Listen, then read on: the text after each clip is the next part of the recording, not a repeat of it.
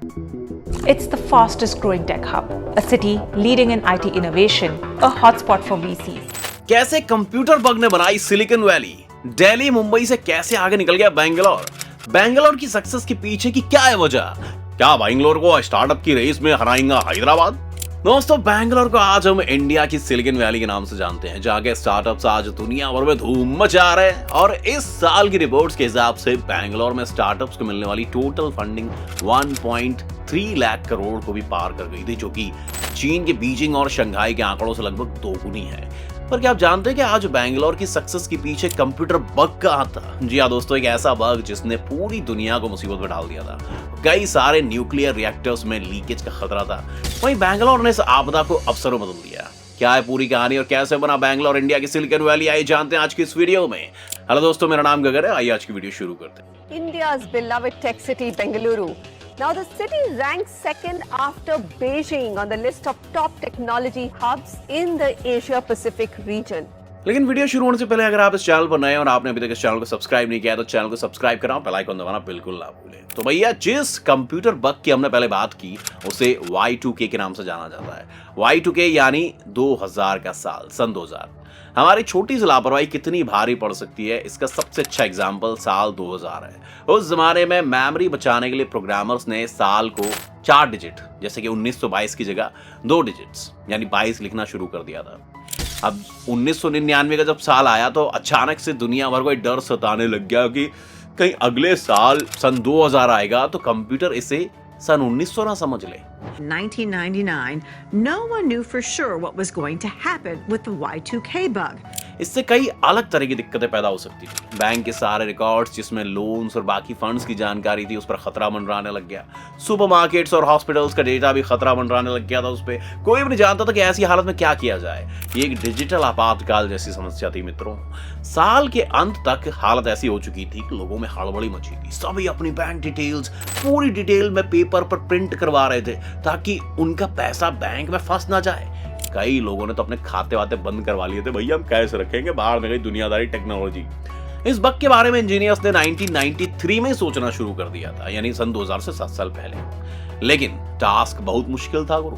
एक तो दुनिया के सभी कंप्यूटर्स में सॉफ्टवेयर को अपडेट करना था, और दूसरी बात यह भी थी कि सॉफ्टवेयर 60 और 70 के दशक में लिखे गए थे। तब कोबोल लैंग्वेज का यूज होता था, लेकिन 90 के दशक में अप्रोक्सीमेटली सभी इंजीनियर्स ने जावा या फिर एडवांस बाकी जो लैंग्वेजेस होती हैं उस पर काम करना शुरू कर दिया। और COBOL कोबोल के इंजीनियर्स कम थे।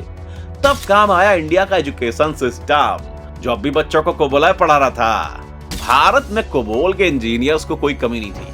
इनमें से ज्यादातर लोग बेंगलोर में थे। जिसके बाद भैया बेंगलोर की कंपनीज ने ये सॉफ्टवेयर दुनिया भर से सस्ती कीमतों पर अपडेट करने के कॉन्ट्रैक्ट्स ले लिए। इस प्रोजेक्ट के बाद इन कंपनीज और दुनिया की बाकी कंपनीज के बीच में एक नया रिश्ता बन गया, जिस वजह से यहां से डिमांड कभी खत्म ही नहीं हुई और IT सेक्टर को और भी बड़ा पुश मिल गया। लेकिन अगर सिर्फ इस इवेंट को ही हम बेंगलोर की तरक्की का अकेला कारण मान लें तो ये भी सही नहीं हुआ। पहले भी ऐसा इंफ्रास्ट्रक्चर तैयार किया हुआ था कि उनके पास इतने इंजीनियर्स थे।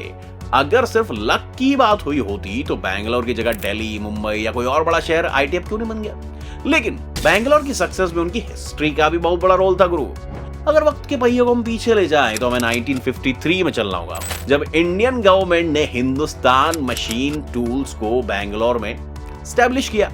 और उसके बाद धीरे धीरे यहाँ पर कुछ और हैवी मशीन्स इंडस्ट्रीज भी आने लगी। इसके बाद 1962 की जंग हुई, जिसने यहाँ की इंडस्ट्रीज को वॉर टाइम में बहुत बूस्ट दिया। इससे पहले 1959 में DRDO भी यहाँ पर अपनी फैसिलिटी स्टैब्लिश कर चुका था, जिस वजह से उन्हें भी टैलेंटेड इंजीनियर्स की जरूरत पड़ती रहती थी।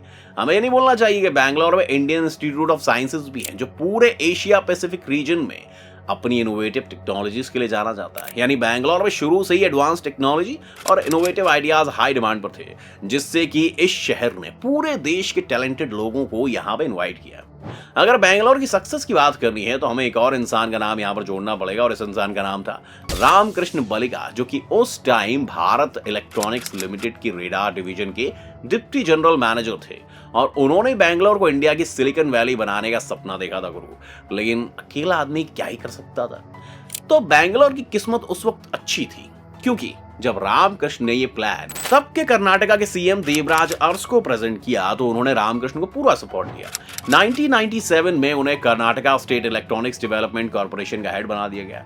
इससे पहले तक वो बैंगलोर में एक इलेक्ट्रॉनिक सिटी बनाने का सपना देख चुके थे, जिसके लिए 78 में 332 एकड़ जमीन ली गई।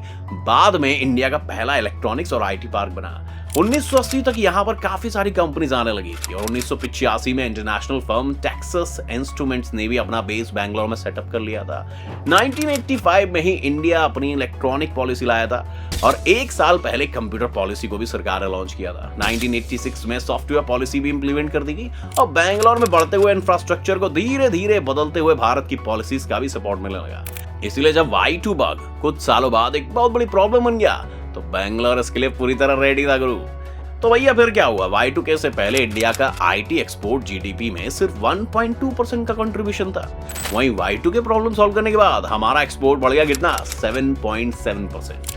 आज कर्नाटका की इकोनॉमी में अकेले बैंगलोर का जो कंट्रीब्यूशन है ना वो 43% का है पूरे स्टेट का। जी हाँ, और पूरे इंडिया के सॉफ्टवेयर एक्सपोर्ट्स में 35% सिर्फ बैंगलोर से ही आता है। 2022 के पहले 3 महीने की स्टार्टअप फंडिंग्स में से 50% सिर्फ बैंगलोर बेस्ड स्टार्टअप्स के पास गए हैं और आज पूरी तरह से बैंगलोर स्टार्टअप ड्रिवन शहर बन गया है।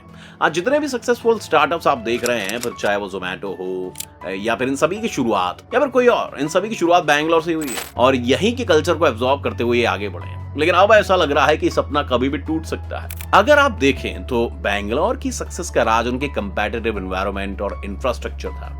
आज भी बैंगलोर में टेक इंफ्रास्ट्रक्चर तो है, लेकिन फिजिकल इंफ्रास्ट्रक्चर जैसे रोड्स और अफोर्डेबल घर आज भी इतनी बड़ी समस्या बन गए भैया। 2-2 करोड़ रुपए के फ्लैट्स बिक रहे हैं लेकिन उनके अंदर पानी नहीं। पानी की समस्या पे एक अलग वीडियो बनाएंगे दोस्तों, अगर आप चाहते हो तो कमेंट करके जरूर बताएं।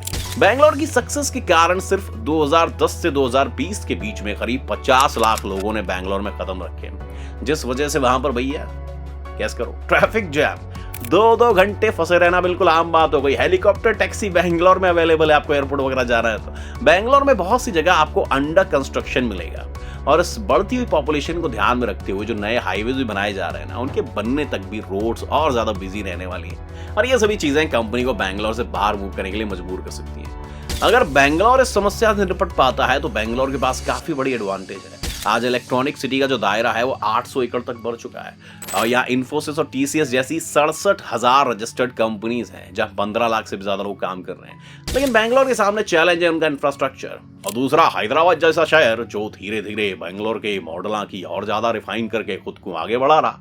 वहां की गवर्नमेंट पॉलिसीज के कारण हम आने वाले टाइम में कई सारी कंपनीज और नए स्टार्टअप्स को वहां मूव करते हुए देख सकते हैं। अच्छा, इस बात से कि याद आ रहा है कि तुम हैदराबाद पे भी एक वीडियो चाहते क्या? हम हैदराबाद की भी तारीफा कर सकते हैं, आप चाहे तो हमको कमेंट करके बता सकते हैं। उम्मीद है वीडियो देखकर आपको काफी कुछ जानने को मिला होगा। अगर आपको वीडियो पसंद आई तो वीडियो को लाइक करो। अगर आप चैनल पर नए हैं या आपने अभी तक इस चैनल को सब्सक्राइब नहीं किया तो गलत बात हो गई। चैनल को सब्सक्राइब करा और बेल आइकन दबाना बिल्कुल ना भूलें। Thanks for watching this video.